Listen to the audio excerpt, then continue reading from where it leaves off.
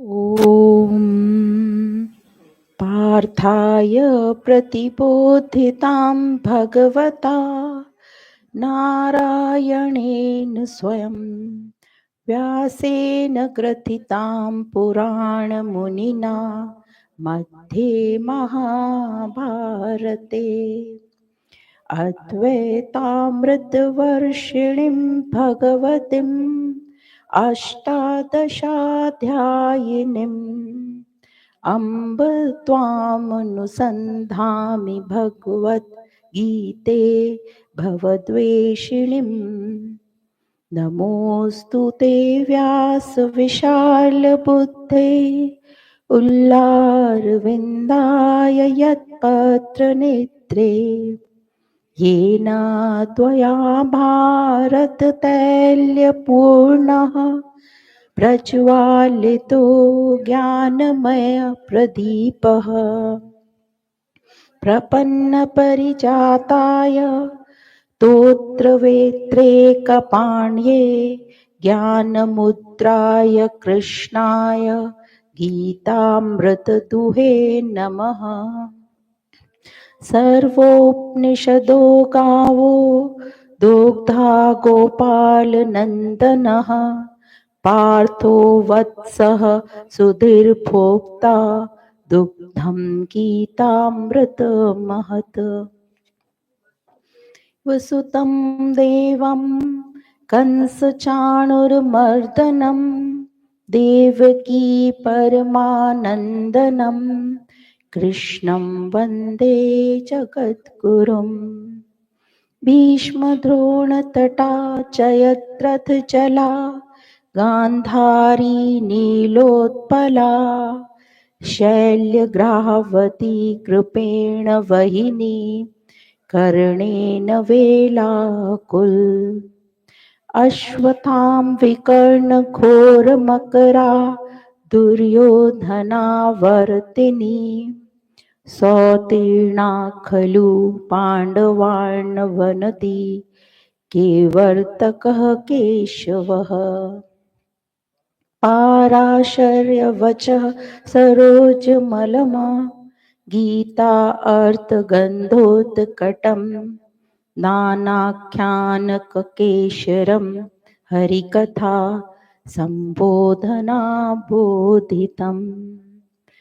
लोके सज्जन षट्पदेरहरः पपीयमानं मुदा भूयात् भारत पंकजं कलिमल प्रदवसनं श्रेयसे मूकं करोति वाचालं पंगुर्लंघयते गिरिं यत्कृपातं हम वन्दे परमानन्दमाधवम् यः ब्रह्मा वरुणेन्द्ररुद्रमरुतः स्तुन्वन्ति दिव्यस्तवैर्वेदैः साङ्गपदक्रमोपनिषदैर्गायन्ति यमसामगाः ध्यानवास्थिततद्गतेन मनसा पश्यन्ति यमयोगिनो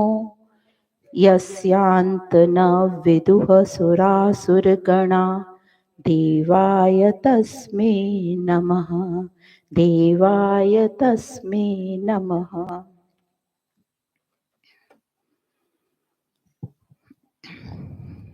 हम भगवत गीता चिंतन माला के अंदर शंकर भाष्य का चिंतन कर रहे हैं। 3 अध्याय हम हो चुके हैं, ये चौथा अध्याय चल रहा है। चौथे अध्याय में भी 21 नंबर के श्लोक तक हो चुका है, 22वां श्लोक चल रहा था। तो आज हम 22वें श्लोक से फिर से चिंतन शुरू करेंगे। उसके पहले जस्ट एक छोटा सा हमने पूरा अभी तक चौथे अध्याय में क्या क्या समझा पढ़ा उसके बारे में बात कर लेते हैं। तो चौथा जो अध्याय है उसका नाम है ज्ञान कर्म संन्यास योग। तो इसमें जो पहले 10 श्लोक हैं उसमें ज्ञान की पुष्टि करी है कि ये ज्ञान कैसे आया यहाँ तक, जो अर्जुन ने सवाल पूछा भगवान श्री कृष्ण से। उसमें अवतार की भी बात हुई तो हमें ये समझना है कि ये आध्यात्मिक अवतार, हमारे अंदर ये अवतार कैसे हो, हमारे अंदर जो कृष्ण तत्व स्थापित है वो कैसे प्रकट हो, उसको कैसे हम अवतरित करें। तो ये जो पूरी भगवत गीता है, ये हमारे अंदर के कृष्ण तत्व मतलब आत्म तत्व, उसको हम कैसे प्रकट करें, उसका प्रकटीकरण कैसे हो, उसके बारे में बात चल रही है। तो पहले 10 श्लोक में भगवान ने उसी के बारे में बताया। उसके बाद 11 से 18 श्लोक तक कर्म की दिव्यता क्या होती है उसके बारे में बात की। और अ, भगवान कहते हैं कि जो जिस प्रकार मुझे भजता है उसको मैं उस प्रकार जो चाहिए वो दे देता हूँ। मतलब जो साधारण इंसान होता है वो डायरेक्ट मुक्ति की कामना तो उसे नहीं पता है, तो मुक्ति नहीं मांगता।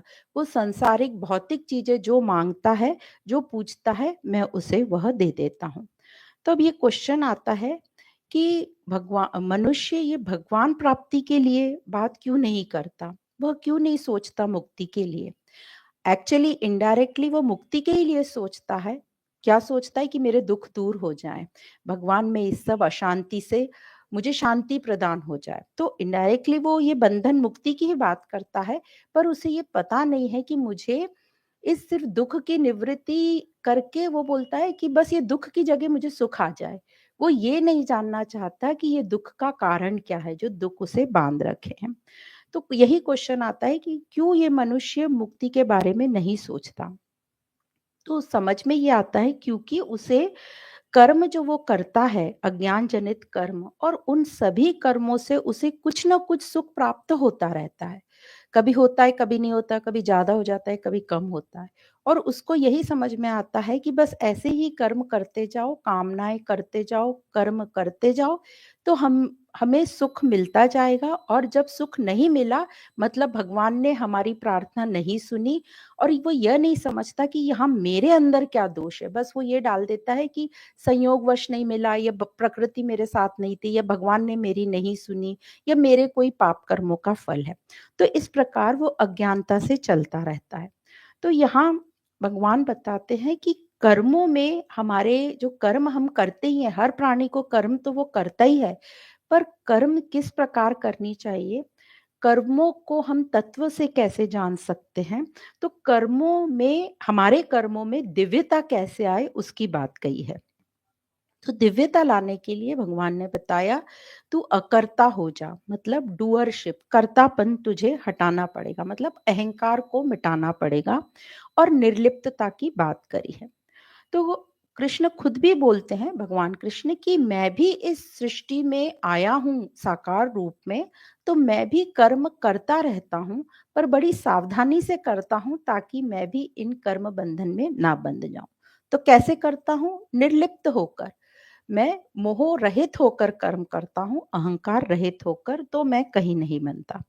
तो कर्मों में दिव्यता कैसे लाए, तो वह बताते हैं कि तू अपने कर्मों को जान, इन कर्मों का सूत्र जान कि कर्म कहाँ से जनित हो रहे हैं और कैसे हो रहे हैं।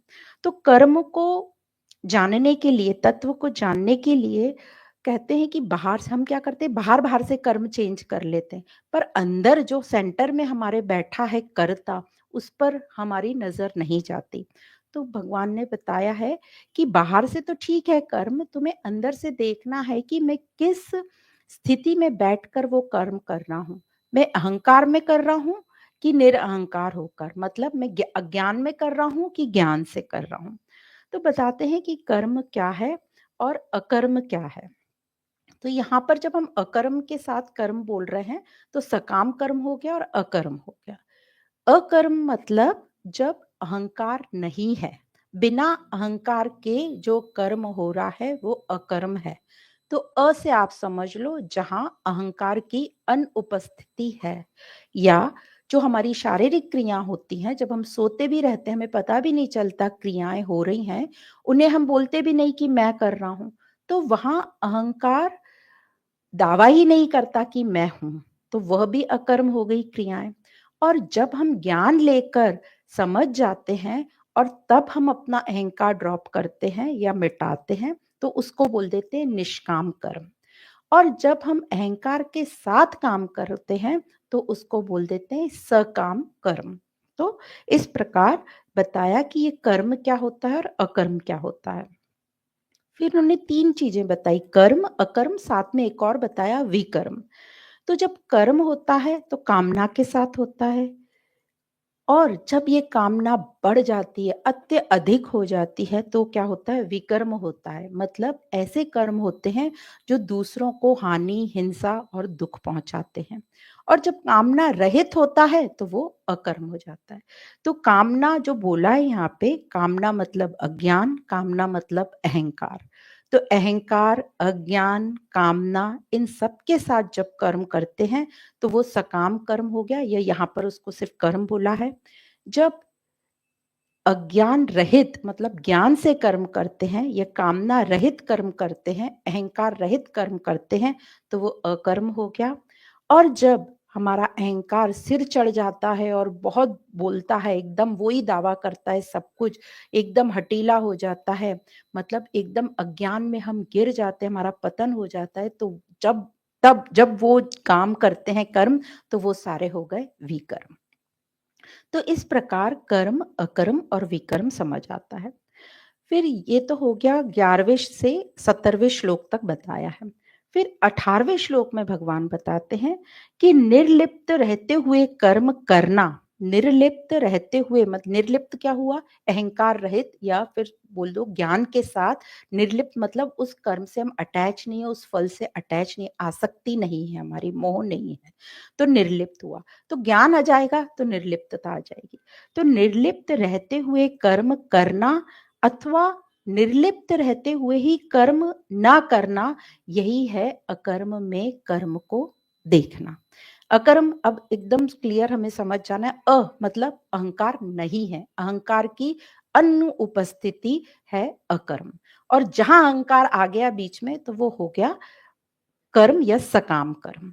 तो जब हम बोलते हैं कि अकर्म में कर्म देखना, मतलब अंदर से उसकी स्थिति है कि अहंकार मिटा हुआ है, पर बाहर से भले ही हमें दिखे वो कर्म कर रहा है, एक्शन हो रहे हैं, हाथ पैर हिल रहे हैं, एंजाइटी, वो ऐसा लग रहा है भाग रहा है, दौड़ रहा है, बहुत काम कर रहा है, पर अंदर से वो एकदम स्थित है, अहंकार रहित है।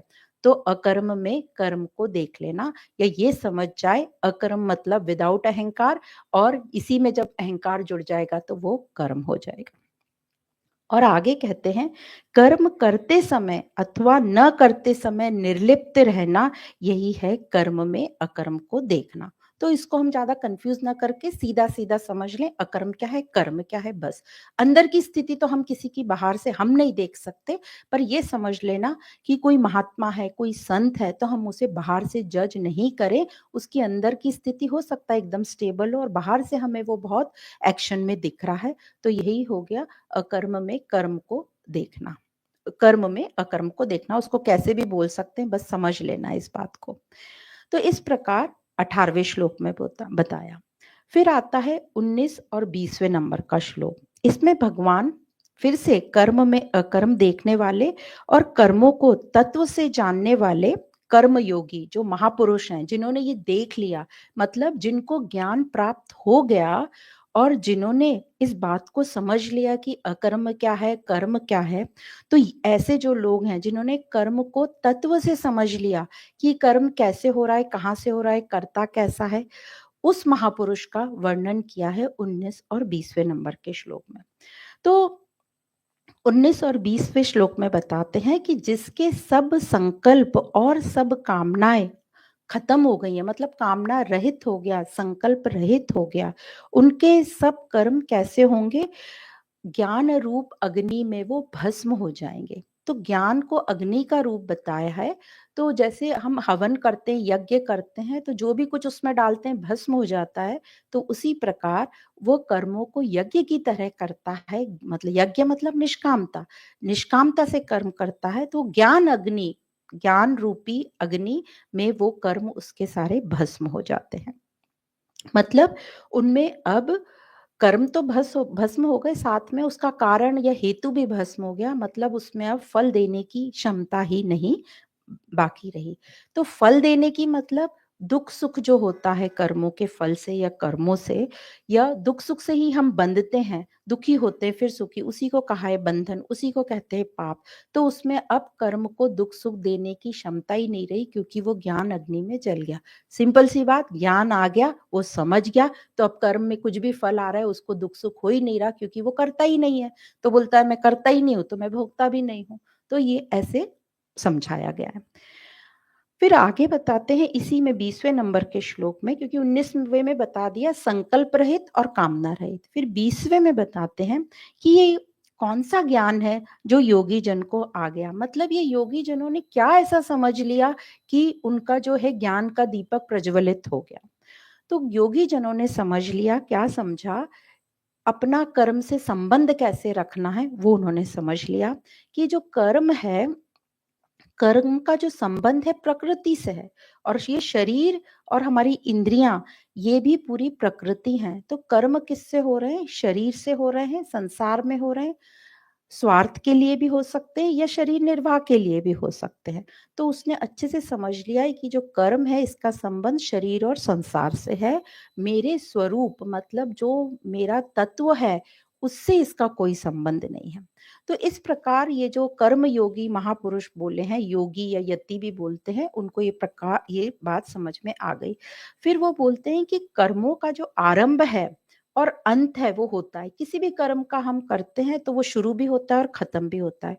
पर जो स्वरूप है हमारा, मतलब जो हम देखने वाले हैं या जो हमारा तत्व रूप है स्वयं, वो ज्यों का त्यों रहता है। तो यह जान लेना भी ज्ञान है कि वो सब बाहर है, संसार है, प्रकृति है, और मैं इससे अलग हूँ, इसको देखने वाला हूँ। तो हमें तीन चीज में पूरी हमारा अध्यात्म चलता है। किस किस में, मैं देखने वाला अहंकार या अहम बोलो, फिर प्रकृति और मैं, और प्रकृति और मैं सोचता हूं इन दोनों से मेरे को मुक्ति मिल जाए तो ये हो गया आत्मा। तो आत्मा, प्रकृति और मैं की जगह हम अहंकार भी बोलते हैं, अहम भी बोलते हैं। तो ये तीन। तो आत्मा तो निराकार है, हमें दिखाई नहीं देती, हम उसे पकड़ नहीं सकते, ना वो हमें पकड़ रही है, तो हम उसकी भी बात छोड़ देते हैं। तो अब पूरा गेम चल रहा है मेरे और प्रकृति के बीच में। तो इस बात को हम जितना अच्छे से समझ लेते हैं उतना हम प्रकृति से परे हो जाते हैं। तो ये जो कर्म योगी है वो अच्छे से समझ गया कि शरीर और जो क्रियाएं हैं ये दोनों ही संसार के ही हैं, ये प्रकृति के हैं। शरीर भी प्रकृति, संसार भी प्रकृति, और ये इसमें चल रहा है। पर क्या हो रहा है, जब ज्ञान नहीं है, मतलब ये कर्म योगी का जब आरंभ होता है, जब वो अज्ञानी होता है, जैसे अभी साधारण हम सबकी जो हालत होती है अज्ञान में, तो अज्ञान में स्वयं मतलब मैं, अहम, भूल से इस प्रकृति के साथ आसक्त हो जाता हूँ और इसमें मोहित हो जाता हूँ, इस प्रकृति को भोगने लगता हूँ और इस प्रकृति के साथ संबंध बना लेता हूँ। तो जब हम भोग वृत्ति रखते हैं, क्या हो गया, अज्ञान से हमें लग रहा है ये प्रकृति ही मुझे सब कुछ देगी, तो मैं इसके साथ संबंध ऐसा बना लेता हूँ कि ये मुझे इससे बहुत कुछ मिलेगा। तो उसमें सब हमारा परिवार आ गया, हमारे दोस्त मित्र आ गए और पूरी प्रकृति आ गई। तो इससे ऐसा संबंध बना लेता है कि मैं इसको कितना भोग सकता हूँ। और इसलिए क्योंकि उसकी ये ख्वाहिश पूरी होती नहीं है, कभी होती है कभी नहीं होती, इसलिए वो दुखी होता रहता है। आगे अपन बात करेंगे कि कैसे ये क्यों नहीं होती, क्योंकि हमारी समझ कम है, आगे बताएंगे। पर ज्ञानी महापुरुष ये जान गया है कि प्रकृति में मेरी कुछ नहीं चलेगी। आगे जो बोलेंगे ना, द्वंद्व में चलती है प्रकृति, और मैं सोचता हूँ कि द्वंद्व ना रहे, मेरे हिसाब से रहे, तो मैं कैसे खुश रह सकता हूँ। तो ज्ञानी महापुरुष कर्मयोगी यह बात अच्छे से जान लेता है, इसलिए वो जो अपना कहलाने वाला शरीर है, जिसको हम अपना बोलते हैं अज्ञानी लोग, अपना कहलाने वाला जो शरीर है उसके साथ वो संबंध कैसा रखता है, अनासक्ति। उसका यूज पूरा करेगा पर अनासक्त रहेगा, लिप्त नहीं होगा उससे। और जब लिप्त नहीं रहेगा तो जैसा प्रकृति चलाएगी, जैसे प्रकृति में सब कर्म होते हैं, कैसे होते हैं, सहज कर्म होते हैं, वैसे ही उसके भी शरीर से सब सहज कर्म होंगे। मतलब भोजन पानी जो भी हमको लगता है ना, शरीर निर्वाह के लिए तो हम काम करते हैं, पर वो जितना शरीर को चाहिए उससे बहुत ज्यादा हम करते हैं। तो शरीर निर्वाह की तो एक एक लिमिट होती है, शरीर को जितना चाहिए वो अपने आप ले लेगा।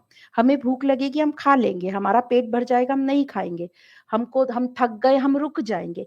पर जब स्वार्थ आ जाता है, लालच आ जाता है, तो हम इसमें बहुत ओवरडू कर देते हैं। तो इसलिए बोल रहे हैं असहज हो जाते हैं। पर जो योगी जन होते हैं वो सहजता से रहते हैं, इसलिए प्रकृति के बहाव में या जैसी पूरी प्रकृति में सहज कर्म होते हैं, उसका भी शरीर वो सहज कर्म करने लगता है।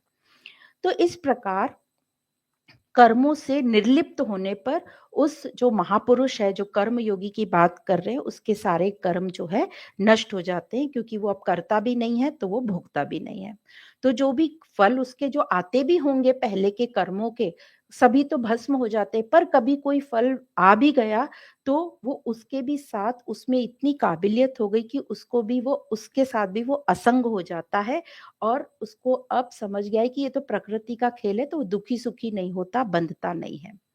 वो सदा तृप्त रहता है, और कर्मों में जो भी उसे कर्म करने उसमें अच्छी तरह पूरी ताकत से लगा रहता है। तो ऐसा नहीं सोचना है कि ये जो कर्म योगी सब कर्म छोड़ के बैठ जाता है। ये पूरी ताकत से लगा रहता है, पर निर्लिप्त होकर।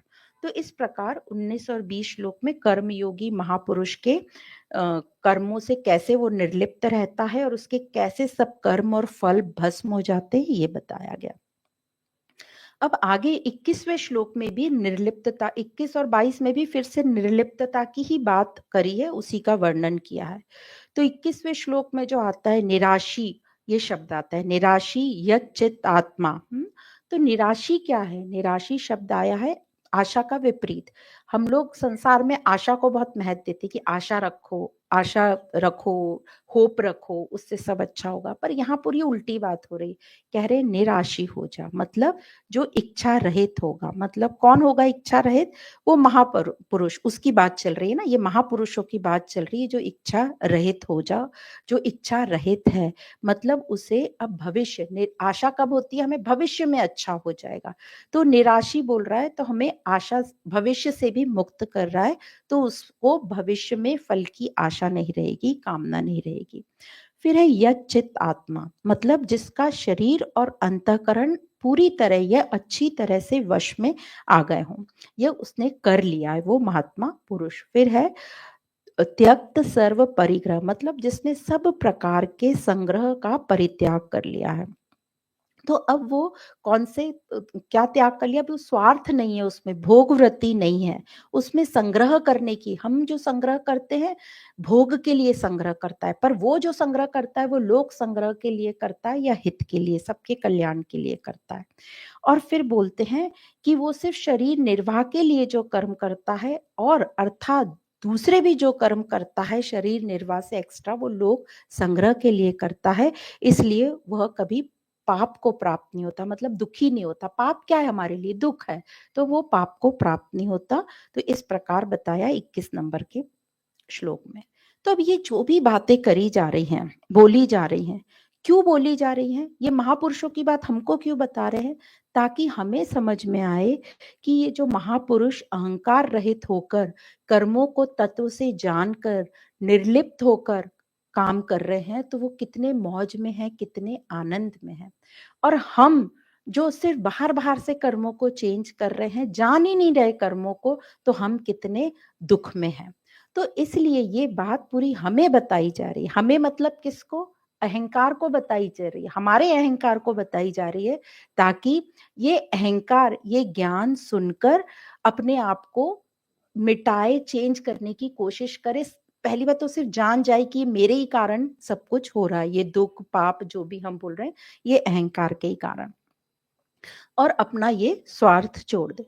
तो भगवान, ये भगवत गीता या अध्यात्म का यही उद्देश्य है कि अपने कर्मों को जानो, अपना निरीक्षण करो। मैं क्या कर रहा हूँ, मैं कौन सा कर्म कर रहा हूँ, क्यों कर रहा हूँ, किसके लिए कर रहा हूँ, ये हमें पता होना चाहिए। तो 19वें श्लोक में एक और बात आई थी कि बुद्धिमान किसको कहते हैं? तो जो किसको कहते हैं बुद्धिमान? जो संकल्प को और कामना से रहित हो जाए, उसको त्याग दे। क्योंकि संकल्प से ही कामना आती है, और संकल्प से कामना हमारी बढ़ती जाती है। बिना संकल्प के भी आती है कई कामनाएं, पर संकल्प से हमारी कामनाएं और पक्की होती जाती हैं। तो संकल्प कामनाओं का बहुत बड़ा एक और कारण है। तो जो भी कामनाएं आती हैं, संकल्प नहीं भी होंगे तो कामनाएं आएंगी। तो जब भी संकल्प या कामना एक भी बात बोले तो बात यही है कि इन दोनों का त्याग ही करना है, दोनों ही अध्यात्म में वर्जित है। फिर ऐसा लगता है कि बिना कामना के हमारा काम कैसे चलेगा। तो हम समझ सकते हैं जैसे अभी हमने किया कि शरीर निर्वाह के लिए तो हमारा शरीर ऑटोमेटिक वो काम कर लेगा, पर जब हम कामना करते हैं तो कामना किसके लिए करते हैं, एक्स्ट्रा के लिए करते हैं। तो एक्स्ट्रा जो बात आती है वो वर्जित है अध्यात्म में। तो बार बार बता रहे हैं कि जो महापुरुष है वो प्रकृति को अच्छी तरह जान गया कि प्रकृति में सब कुछ, ये शरीर भी अपने आप भूख लगेगी तो खाने का इंतजाम कर लेगा और वो भोजन कर लेगा। पर यदि हमने एक कामना जो करी अपने निर्वाह से एक्स्ट्रा स्वार्थ के लिए करी, भोग के लिए करी, तो उसमें हमें दुख ही मिलेगा। तो एक एग्जाम्पल देते हैं भाष्यकार लोग कि कैसे हम समझें इस बात को, क्योंकि लगेगा हम कामना नहीं करेंगे तो हम जीवन में जिए कैसे, काम कैसे होगा, वो तो करनी ही पड़ेगी। तो स्वार्थ वाली कामना नहीं करनी है, एक्स्ट्रा हमें सुख मिल जाए भोग की कामना नहीं करनी है, पर जो बाकी उच्चतम कामना है, मतलब मुक्ति की कामना, अध्ययन की कामना, अध्यात्म की कामना, इसकी कामना तो हमें रखनी होगी। और इस कामना को कामना न बोल के बोलते हैं उच्चतम श्रेष्ठतम हमारी इच्छा, या कामना बोल सकते हैं इसको, पर ये कामना तो अध्यात्म में हमें करनी ही होगी। तो जैसे एक कार होती है, कहते हैं मनुष्य की 4 अवस्थाएं होती है, जैसे कार की 4 अवस्था होती है। जैसे एक कार है, वो पार्किंग में खड़ी है, तो जब वो पार्किंग में खड़ी है उसका इंजन भी बंद है और उसके जो पहिए हैं, व्हील्स हैं, वो भी स्टेबल हैं, वो भी नहीं चल रहा है, कार स्टैंड स्टिल खड़ी है। तो ये तो हो गई स्थिति एक डेड इंसान की, कि हम पड़े या तो आलस में हम कुछ कर ही नहीं रहे। पर यदि हम सो रहे हैं तो हमारा इंजन चालू है पर हमारे हाथ पैर चालू नहीं है। पर जो डेड इंसान है उसका इंजन भी बंद है और व्हील्स भी बंद है, तो ये सबसे नीचे वाली स्थिति हो गई। फिर दूसरी स्थिति आती है कि उसका इंजन तो चालू है पर हाथ पैर नहीं चल रहा है, व्हील्स उसके नहीं चल रहा है। मतलब ड्राइवर ने गाड़ी को चालू किया पर अभी उसने एक्सीलेटर पे पैर नहीं रखा, तो वहीं खड़ी हुई है। जैसे सिग्नल पे बोलो या अपन बैठ रहे हैं उसमें तब बोलो। तो ये हो सकती है हमारी दूसरी निद्रा वाली स्थिति, कि हम बेहोश पड़े हैं पर हाथ पैर बाकी हमारे काम नहीं कर रहे। तो ये हो गई दूसरे नंबर की स्टेट। फिर तीसरे नंबर की है कि गाड़ी का इंजन भी चालू है और गाड़ी रोड पे रफ्तार से भाग रही है, जैसे अभी हम सब चल रहे हैं। तो ये हो गई तीसरे नंबर की स्थिति। पर जो उच्चतम स्थिति है कि ना इंजन चालू है, पर उसके जो टायर हैं वो घूम रहे हैं। वो कब होता है, जब गाड़ी आपने देखा होगा ढलान पे खड़ी है, जब इंजन आप बंद कर दो तो अपने आप चल रही है। दूर से आपको लगेगा कि कोई बैठा है जो चला रहा है, पर पास जाके देखोगे तो कोई भी नहीं है चलाने वाला, अकर्ता। तो ये जो चौथी स्टेज है वो सबसे उच्चतम स्टेट है।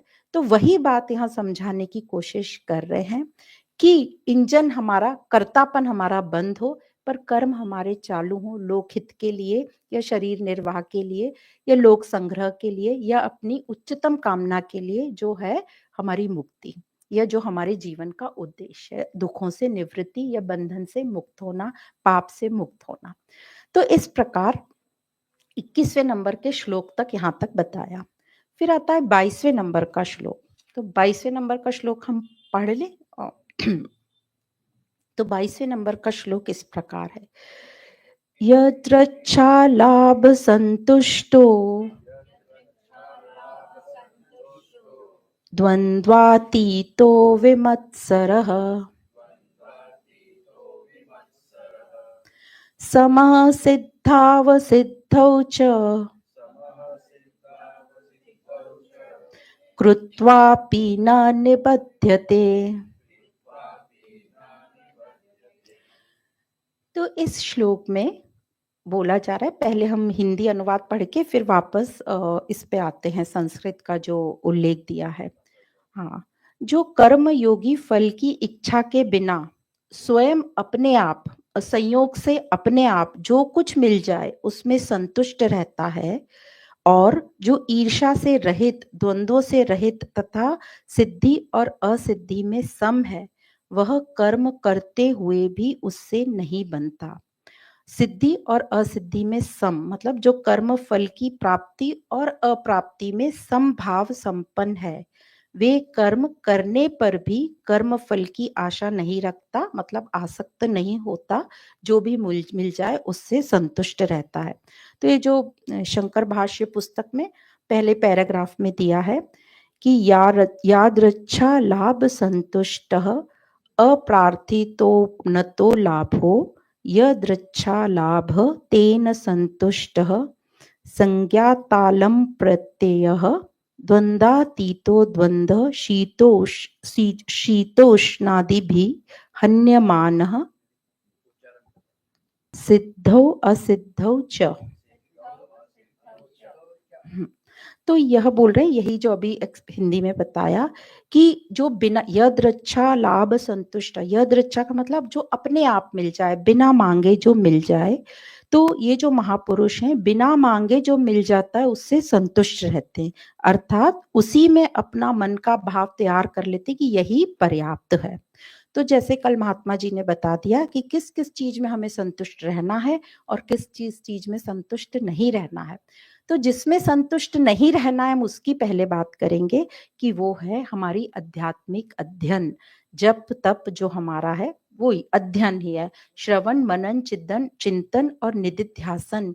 हमको अपना अवलोकन, आत्म अवलोकन करना, सबसे इसमें कभी नहीं थकना, हमको रोज करना है।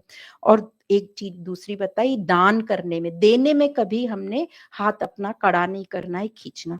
तो ये जो तीन चीजें बताई थी, दान, जप तप और अध्ययन में, आध्यात्मिक अध्ययन में कभी संतुष्ट नहीं रहना है, और बाकी सब चीजों में हमें संतुष्ट रहना है, भोजन पानी परिवार इन सब में संतुष्ट रहना है।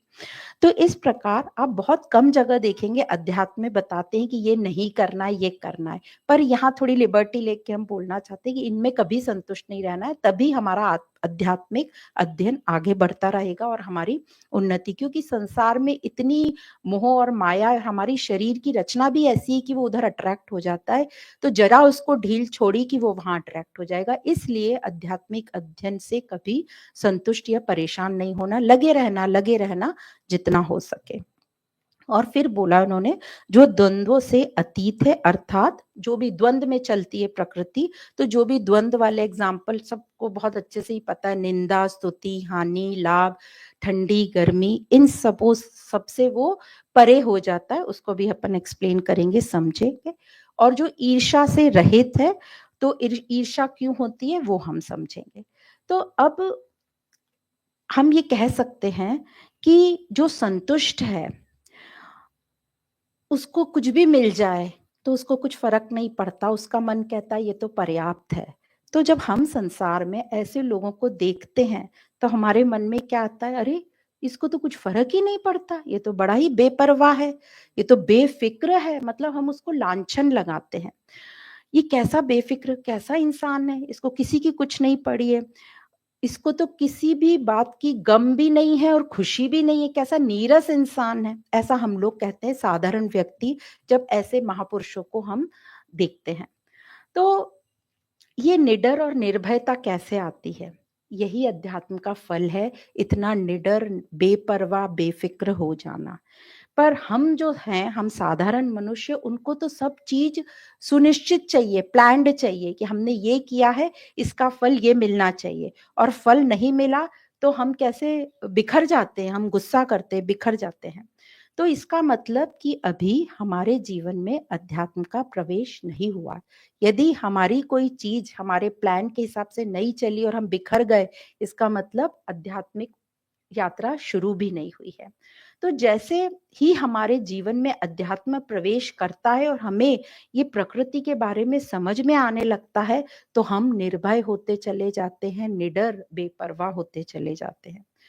और यही जो महात्मा लोग हैं, ये इसलिए निराशी होते हैं, बेफिक्र होते हैं और निडर होते हैं, इनको बिल्कुल किसी चीज का भय नहीं होता, क्योंकि अब ये संतुष्ट, इन्होंने वो तृप्ति पा ली है, क्योंकि ये समझ गए हैं कि कर्म और प्रकृति, अहम क्या है, प्रकृति क्या है, संसार क्या है और आत्मा क्या है।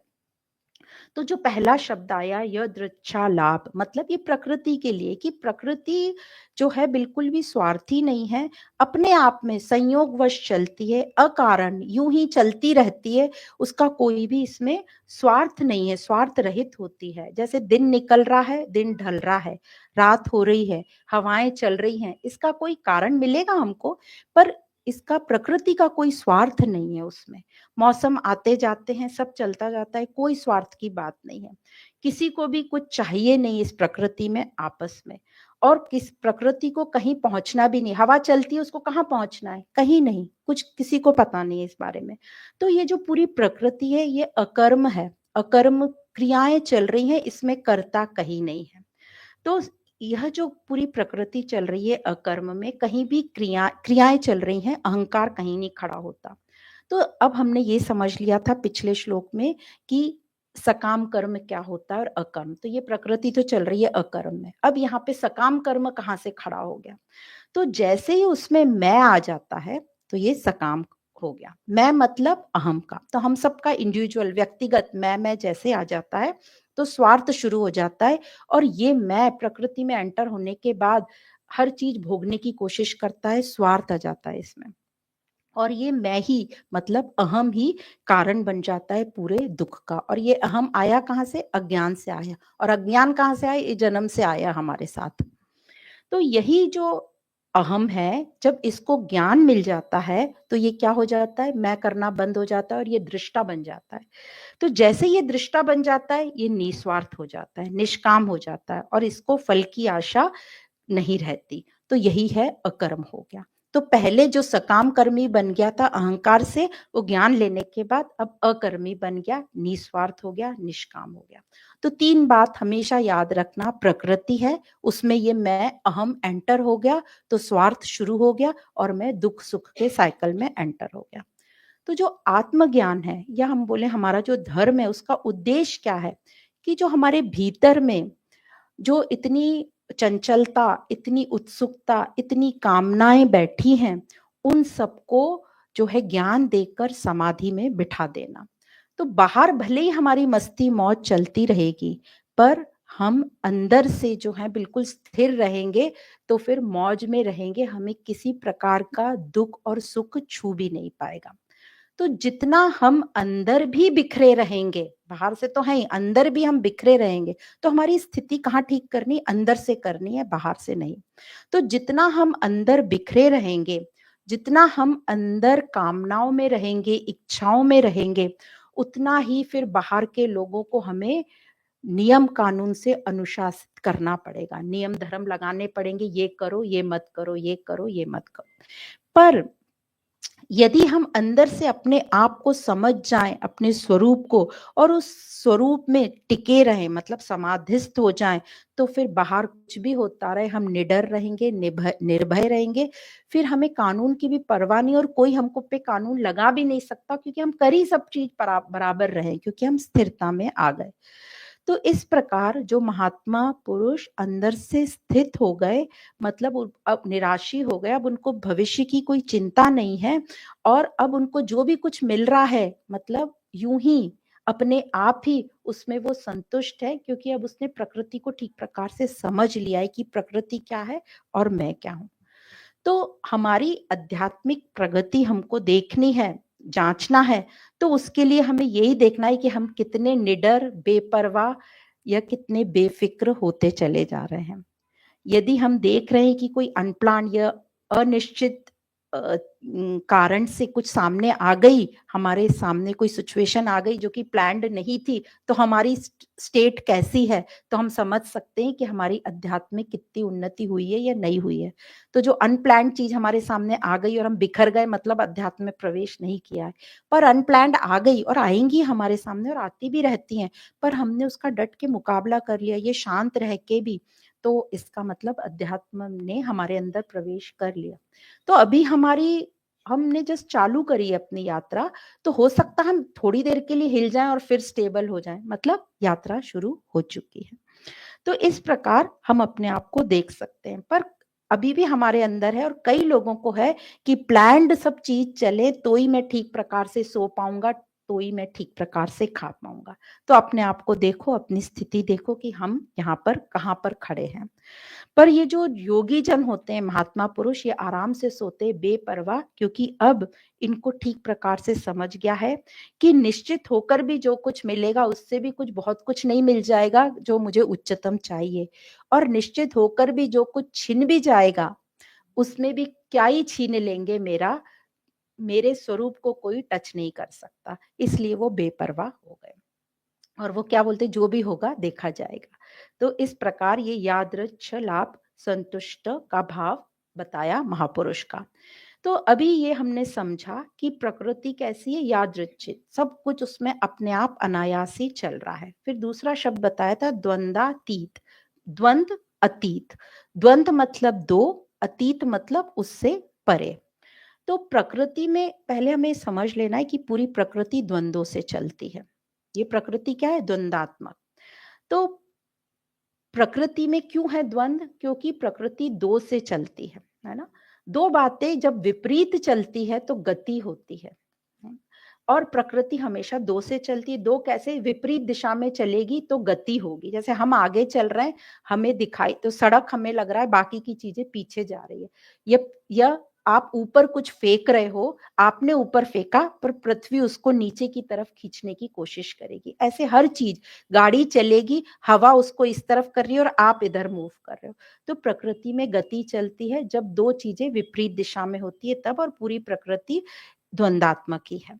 तो जब अब ये समझ गए कि प्रकृति पूरी ऐसी चल रही है, और द्वंद्वातीत मतलब इन द्वंद्वों से परे हो जाओ, अतीत हो जाओ। तो रहना तो हमें प्रकृति में ही है, पर समझ लेना है और उसमें उलझना नहीं है।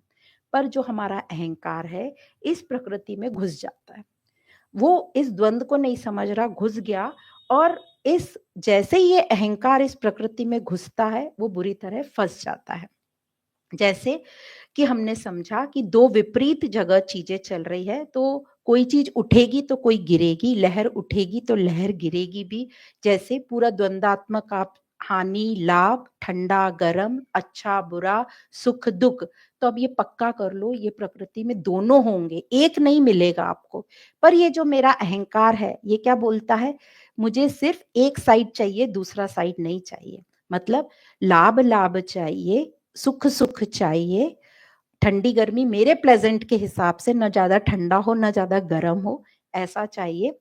तो सिर्फ स्तुति स्तुति चाहिए, निंदा नहीं चाहिए। वो प्रकृति से ऐसी डिमांड कर रहा है ये अहंकार, और ऐसा प्रकृति ये सहन नहीं कर रही कि ये इस अहंकार को ऐसा चाहिए। पर अहंकार अपने आप को या प्रकृति को इतना डोमिनेट कर रहा है, उसमें घुस के उसके साथ खिलवाड़ कर रहा है कि मेरे हिसाब का ही रिजल्ट आए। और प्रकृति क्या कर रही है, प्रकृति तो अपने हिसाब से चलेगी, उसका नियम कानून पक्का है। तो प्रकृति अपने हिसाब से चल रही है, पर जिसमें जो अहंकार है, मतलब मैं, अहम, ये बहुत दुखी होता है। और वो दुखी कोई बोल रहा है, वो बंधता जा रहा है, उसी को बोल रहे हैं पाप। तो हम अपना स्वार्थ सिद्ध करने के लिए इस प्रकृति के साथ बहुत सा खिलवाड़ कर रहा है, भोग कर रहा है इसके साथ, और इससे प्रकृति को बहुत सारा नुकसान हो रहा है। पर फिर भी प्रकृति अपना नुकसान तो निपटा ले रही है, और दुखी हो रहा है ये अहम। इसकी दुर्गति हो रही है अहम की, जो परेशान होता जा रहा है, जो हम सब अपनी स्थिति देख रहे हैं। तो यहाँ जो शब्द आया द्वंद्वातीत, मतलब जिसको प्रकृति का हिसाब किताब समझ में आ गया, तो मतलब जिसको ज्ञान हो गया, जिसका अहंकार खत्म हो गया, जो निस्वार्थ हो गया, जो निष्कामी हो गया, वह योगी हो गया, वो द्वंद्वों से अतीत हो गया। मतलब समझ लिया उसने, अब वो प्रकृति से उलझ नहीं रहा है। उसको पता है कि मेरे को आज सुख मिला है तो कल दुख भी मिलेगा ही मिलेगा। इससे बहुत अच्छा एग्जाम्पल आता है, जब हमारे साथ बहुत अच्छा अच्छा हो रहा था तो हमने बहुत एंजॉय किया, पर जैसे ही कुछ गलत हुआ तो हम दुखी हो गए बहुत। तो हमने किसी से कहा, अपने बच्चों से ही कहा कि ये स्थिति हमारे साथ कैसे आ गई। तो हमारे बच्चों ने कहा कि जब अच्छा चल रहा था तब ये क्वेश्चन किया क्या, नहीं किया, तो फिर अभी भी ये क्वेश्चन करने का आपको कोई हक नहीं है। तो ये बात जब हमें समझ में आ जाए कि आज सुख है तो कल दुख होगा ही, क्योंकि लहर उठेगी तो लहर गिरेगी भी सही। जन्म होगा तो मरण होगा ही, पर हम चाहते सिर्फ जन्म ही जन्म हो, मरण हो ही नहीं, ऐसा पॉसिबल नहीं है। तो जिसने ये प्रकृति को, द्वंद्वों को ठीक प्रकार से समझ लिया, वो द्वंद्वातीत हो गया। तो उसको अब क्या नहीं होगा, उसको कोई शोक नहीं होगा, हर्ष नहीं होगा, सुख दुख नहीं होगा, किसी भी बात से वो परेशान नहीं होगा, वो सम होगा। तो ये जो अब ये द्वंद्व जिसने नहीं समझा, उसमें विकार उत्पन्न हो जाएंगे। कौन से विकार उत्पन्न होंगे? षड रिपु, काम, क्रोध, लोभ, ये सब भय उसमें उत्पन्न हो जाएंगे। तो ये सब द्वंद्वों के साथ संबंध ना होने से साधक निर्द्वंद हो जाता है। तो एग्जाम्पल देते हैं, जैसे तराजू होता है, तराजू किसी भी एक तरफ झुकेगा तो उसको बराबर नहीं मानेंगे ना, उसको बैलेंस होना चाहिए। ऐसे ही साधक का मन जो महापुरुष हैं, वो साधक या जो साधक हैं, उनका मन किसी भी एक तरफ नहीं झुकेगा, मतलब द्वंद्वों में से हानि हानि हो, लाभ ही हो, सुखी हो, उस तरफ नहीं झुकेगा, तो उसको कहलाएंगे द्वंद्वातीत, वह कहलाएगा द्वंद्वातीत। तो जो कर्म योगी होगा वो इन द्वंद्वों से ऊपर उठ गया है, द्वंद्वों से अतीत हो गया है, अब वो संसार बंधन से मुक्त हो गया है, उसी को बोलते हैं मुक्तात्मा या आत्मा में स्थित, या उसने पुण्य कमा लिया, या उसने श्रेष्ठतम जगह पान ली, या वो उसकी उन्नति हो गई। तो इस प्रकार, और वो आनंद में रहता है। तो ये 5th अध्याय में इसको और डिटेल में एक्सप्लेन है, पर यहाँ पर इधर तक, यहाँ फिर शब्द आता है विमत्सरः, मतलब मत्सर, मत्सर मतलब ईर्ष्या, और यहाँ विमत्सर मतलब ईर्ष्या से रहित। अब बात आती है कि ईर्ष्या होती क्यों है, ईर्ष्या कहाँ से आ गई? तो ईर्ष्या होती है जब हम दूसरों से अपनी तुलना करते हैं, और ये तुलना कौन करता है? ये तुलना अहंकार करता है, मैं करता हूं। और ये क्यों करता है तुलना? क्योंकि हाँ, हाँ, क्योंकि उसे बड़ा बनना है दूसरों से, या पूर्ण होना है, क्योंकि वो अपने आप में अपूर्ण है। वो उसे पता है कि मैं अपने आप में अपूर्ण हूँ, और मैं अपने आप में कहीं बहुत छोटा हूँ, अंदर से उसे पता है। तो उसे पूर्ण होने के लिए या बड़ा होने के लिए वो दूसरों से तुलना करता है। अब तुलना भी वो किससे करता है? भौतिक संसार से करता है। अब भौतिक संसार तो हम सब जानते हैं सीमित है, जो भी चीज उसे मिलेगी वो कभी ना कभी तो कम खत्म होगी। तो वो एक चीज को पकड़ता है, फिर थोड़े दिन बाद दूसरे चीज को पकड़ता है, क्योंकि सब चीज की सीमा है, तो सब चीज का एक अंत हो जाता है, और वो चीजें पकड़ता रहता है, और नई नई कामनाएं, संकल्प, और ऐसे दुख सुख के साइकिल में आता जाता है। तो तुलना में क्या होता है, जब भी वो अपने आप को कम आंकता है कि मैं उससे कम हूं, तो वो दुखी हो जाता है। और ये जो तुलनात्मक दुख है, यही है मत्सर्य, इसी से ईर्ष्या होती है, इसी को मत्सर्य कहते हैं। ये एग्जाम्पल देते हैं कि जो दो मित्र कितने भी पक्के मित्र हों, दोनों की दुकान है आमने सामने, पर एक की ज्यादा चल पड़े तो दूसरे को ईर्ष्या होती है। ये एग्जाम्पल कहीं भी ले सकते, मित्रों में ले लो, भाइयों में ले लो, कहीं भी ले लो। तो ये जो ईर्ष्या है हमारे शरीर की बनावट में ही भरी हुई है, क्योंकि ये अहंकार है ना, अहंकार अपने आप को बड़ा करना चाहता है, इसलिए ईर्ष्या आ जाती है। तो अब ये जो हमने समझ लिया इसकी पूरी कैसे चलता है। अहम जो है अहंकार, वो अपूर्ण है, और अपूर्ण है इसलिए वो बाहर से चीजें खोजता रहता है कि बाहर से इसको जोड़ लूं तो मैं पूर्ण हो जाऊंगा, या बड़ा हो जाऊंगा, या मेरे पास ये चीज इकट्ठी हो जाएगी तो मेरी विशेषता बढ़ जाएगी। इस प्रकार से क्यों बाहर से ढूंढता है, ये हम बहुत बार बात कर चुके हैं, क्योंकि उसको बाकी खाने पीने की चीज सब बाहर से मिल रही है, तो उसको लग रहा है अहंकार को भी जो पूर्ण करेगा वो बाहर से ही आएगा। उसकी बेसिक डिमांड ठीक है कि मुझे पूर्ण होना है, पर वो गलत जगह खोज रहा है।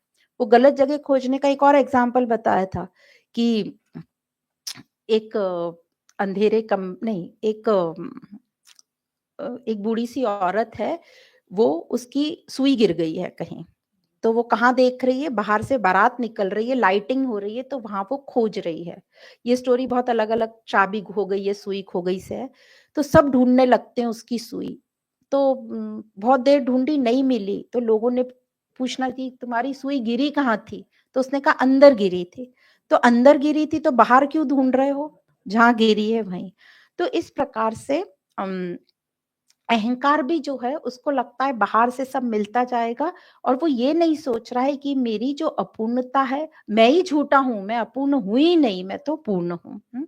तो बोलते हैं ना वो 99 क्लब कि 99 करोड़ है, बस हमें एक और मिल जाए, एक और मिल जाए। तो वो एक के चक्कर में हम ये पूरा ताना-बाना बुन लेते हैं। तो ये हो गया मात्सर्य, ईर्ष्या। तो ये मात्सर्य आया कैसे? फिर से समझेंगे। आत्म अज्ञान से। जो भी चीज़ शुरू हुई है, अज्ञान से हुई है और अहम प्रकृति से फिर बंध गया और जैसे ही वो बंध गया मतलब आसक्त हो गया, मतलब उससे जुड़ गया, आसक्त हो गया, मोह हो गया और वो दुख-सुख के साइकिल में चला गया। जितना ज़्यादा जाता जाएगा, उतना वो ज्ञान से या स्वयं से दूर होता जाएगा। तो ये अहम प्रकृति में लिप्त हो गया, साधारण इंसान जो है। अब ये जब लिप्त हो गया तो मात्सर्य आ गया, ईर्ष्या आ गई उसमें और जैसे ही उसको ज्ञान मिल जाएगा तो निर्लिप्त हो जाएगा, तो मुक्त हो जाएगा।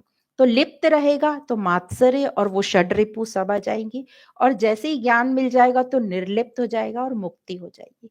तो यही है लिप्त से निर्लिप्त तक होने तक की जो यात्रा, इसी को बोलते हैं आध्यात्मिक यात्रा।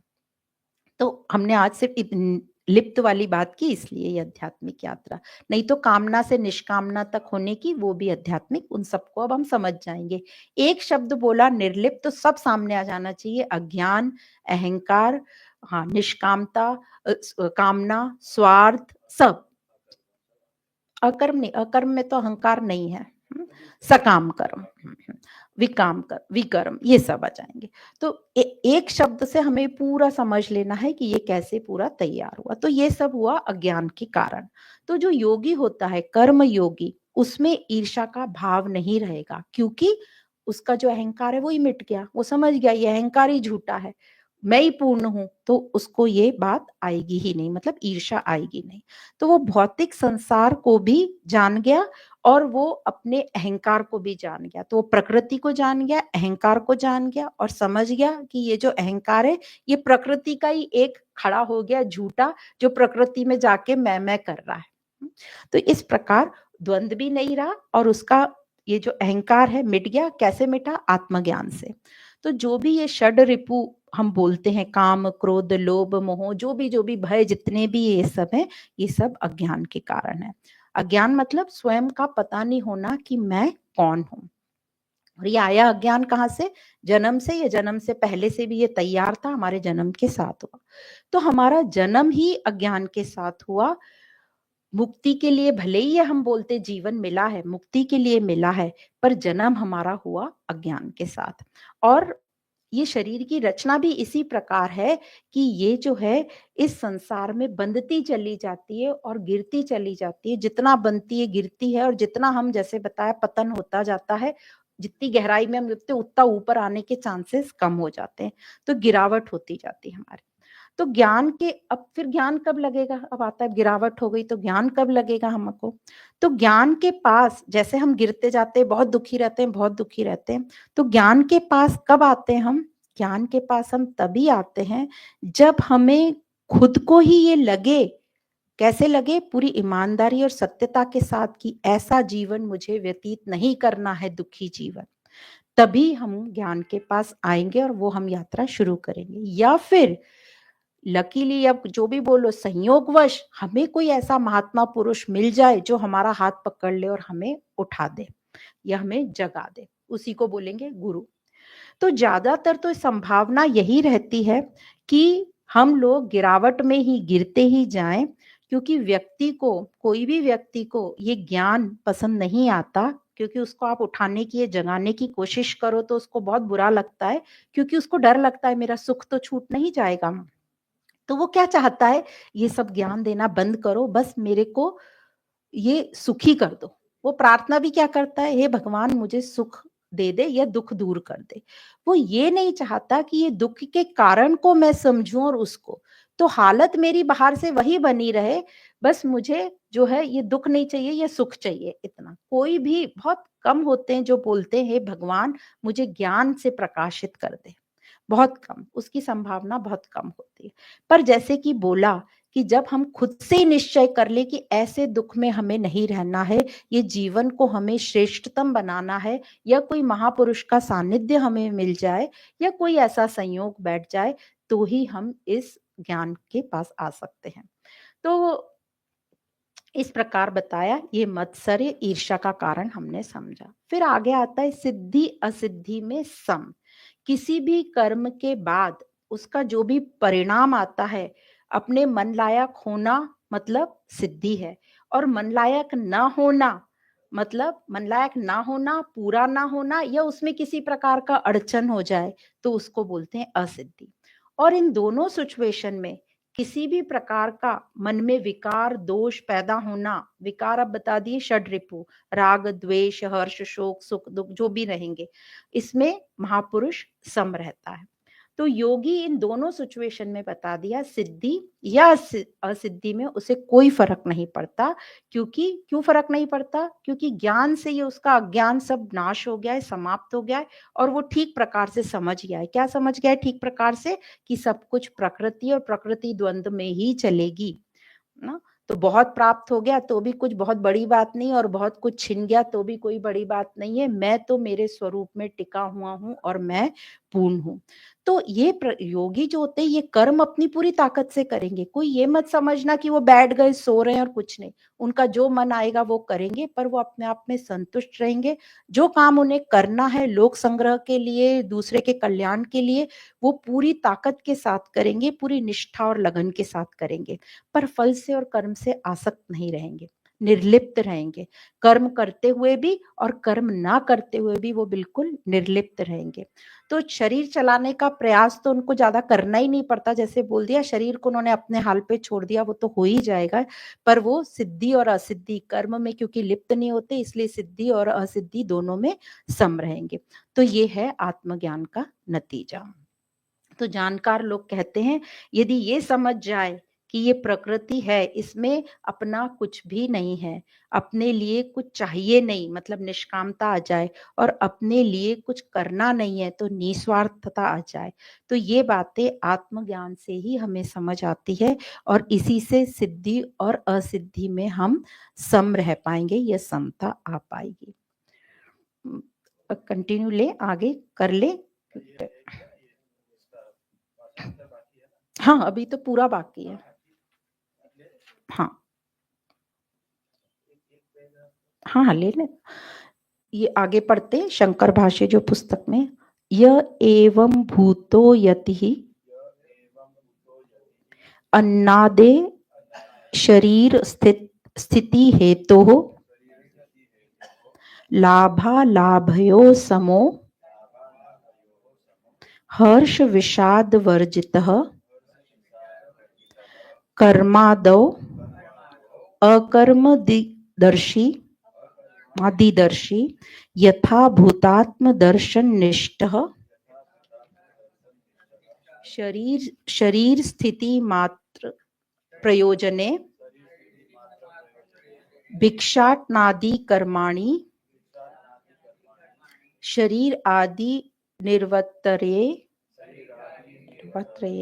न एव किंचित करोमि अहम गुणागुणेषु वर्तन्ते इति एवं सदा संपरिक्षाण आत्मनः कर्तृत्वभावं पश्यन् न एव किंचित भिक्षाटनादिकं कर्म करोति। हाँ, तो यहाँ ये बताया है कि जो महात्मा पुरुष अनाज मतलब बोला है, मतलब शरीर निर्वाह के लिए जो, हाँ पढ़ लेते, ये यही बोल रहे थे, जो ऐसा शरीर स्थिति के हेतु रूप अन्न आदि के प्राप्त होने या ना होने में भी हर्ष शोक से रहित समदर्शी है, और कर्मादि में अकर्मादि देखने वाला, यथार्थ आत्मदर्शन निष्ठ एवं शरीर स्थिति मात्र के लिए किए जाने वाले और शरीर द्वारा होने वाले भिक्षाटनादि कर्मों में भी मैं कुछ नहीं करता, मतलब गुणा गुणेषु वर्तन्ते, ये उसको क्लियर है। इस प्रकार सदा देखने वाला वह यति, मतलब वह योगी, अपने में कर्तापन का अभाव, मतलब अकर्ता देखने से, अर्थात आत्मा को अकर्ता समझ लेने से, अब खुद को आत्मा समझ रहा है और आत्मा अकर्ता है, वास्तव में भिक्षाटनादि कुछ भी कर्म नहीं करता। मतलब कर रहा है वो, पर वो कर्म बंधन में नहीं आ रहा, क्योंकि उसने अब समझ लिया है कि गुणा गुणेषु वर्तन्ते, तो मैं करने वाला कुछ नहीं हूं। उसने समझ लिया कि आत्मा निष्क्रिय है और वो जान गया है कि मैं आत्म स्वरूप हूं, तो वो कर्म बंधन में नहीं फंसता। कर्म में अकर्म देखने वाला।